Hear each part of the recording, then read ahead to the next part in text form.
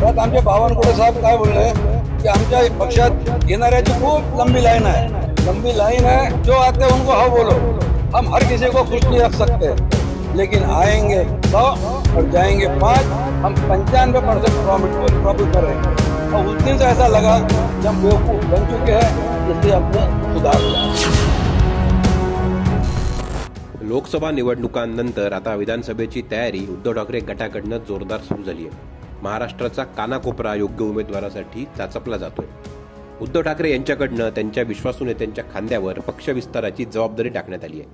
उद्धव ठाकरे यांच्या एका आमदाराने काही दिवसांपूर्वी विदर्भाचा दौरा केला, त्याचं फळ आता उद्धव ठाकरे यांच्या शिवसेनेला मिळालंय। विदर्भातला एक तालेवार नेता त्यांच्या गळ्याला लागलाय आणि अर्थातच त्यामुळे विधानसभेची ताकद वाढली आहे। कोण आहे हा उद्धव ठाकरेंचा खास आमदार?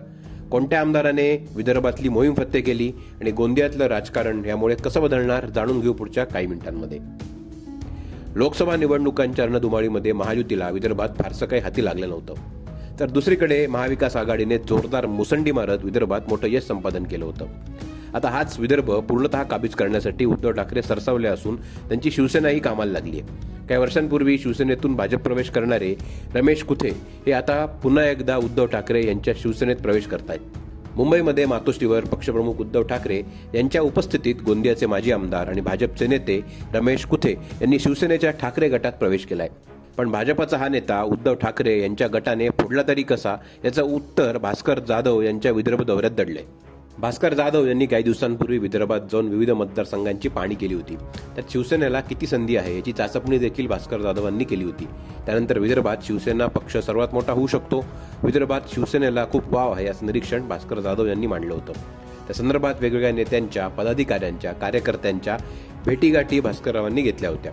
भास्कर जाधव यांच्या दौऱ्यानंतर रमेश कुथे यांचा शिवसेना प्रवेश ही विदर्भातली उद्धव ठाकरे गटाची ताकद वाढवणारा ठरणार आहे। आमदार भास्कर जाधव यांनी लोकमत डिजिटलला या दिलेल्या माहितीनुसार, माझ्याकडे पूर्व विदर्भाची जबाबदारी होती, या पूर्व विदर्भात एकूण 28 जागांवर शिवसेना निवडून येऊ शकते।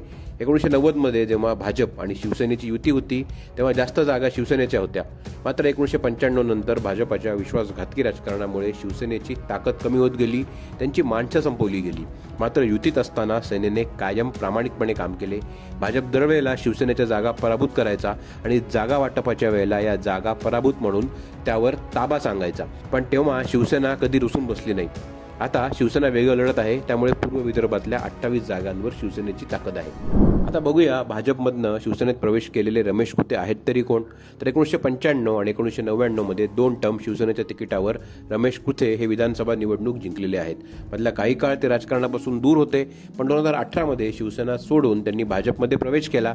त्यानंतर भाजपाने त्यांना विधानसभेचे तिकीट देऊ असे आश्वासन दिले होते, पण प्रत्यक्षात ते आश्वासन भाजपाने पूर्ण केले नाही। त्यामुळे रमेश हे नाराज झाले आणि त्यानंतर त्यांनी आगामी विधानसभा निवडणुकीतील आमदारकीच्या संधीवर डोळा ठेवत उद्धव ठाकरे यांच्या शिवसेना गटात प्रवेश केलाय। उद्धव ठाकरे यांच्या गटात प्रवेश करताना कुथे यांनी भाजपवर टीकास्त्र सोडलेले आहे। भाजपवर टीका करताना रमेश कुथे काय म्हणालेत ऐकूया। भाजपमध्ये जेणेकरून तुम्ही हा निर्णय घेतलाय? भाजपमध्ये नाराजी म्हणजे 2018ला मला आदरणीय फडणवीसजी, आदरणीय बावनकुळे साहेब हे बोलले की 19च्या निवडणुकीत तुम्हाला आम्ही विधानसभेची तिकीट देणार, त्यांनी काही दिलं नाही। त्यानंतर गोंदिया जिल्हा परिषदेत माझ्या मुलगा, त्याला पक्षाची तिकीट दिली नाही जिल्हा परिषदेची, तो मग स्वतंत्र निवडणूक लढला, तो जिंकला। जर माझ्या मुलाला जिल्हा परिषद देऊ शकत नाही तर मला आमदारकी देतील का? चिरंजीव सुद्धा शिवसेनेमध्ये प्रवेश करणार आहे? नाही, तो स्वतंत्र आहे, तो स्वतंत्र राहणार। आणखी एक गोष्ट सांगतो मी, 24/2/2024 नागपूरमध्ये सगळ्या म्हणजे विदर्भाच्या सगळ्या म्हणजे लोकसभेच्या कार्यकर्त्यांची मिटिंग होती, भारतीय जनता पक्ष। ते म्हणजे गोंदिया भंडारा लोकसभा, चंद्रपूर लोकसभा, वर्धा लोकसभा, 6 लोकसभा होती। त्यात आमचे बावनकुळे साहेब काय बोलले की आमच्या पक्षात येणाऱ्याची खूप लंबी लाइन है, जो आते हैं उनको हाँ बोलो, हम हर किसी को खुश नहीं रख सकते, लेकिन आएंगे 100 और जाएंगे 5, हम 95% प्रॉफिट में रहेंगे। और उस दिन से ऐसा लगा कि कि हम बेवकूफ बन चुके हैं, इसलिए अपने सुधार लो। और आज हम शिवसेना भवन में मातोश्री में आकर सुधर गए। धन्यवाद। भाजपने बेवकूफ बनवलं का? हो बेवकूफ बनवला ना यार, किती जोरात बोलू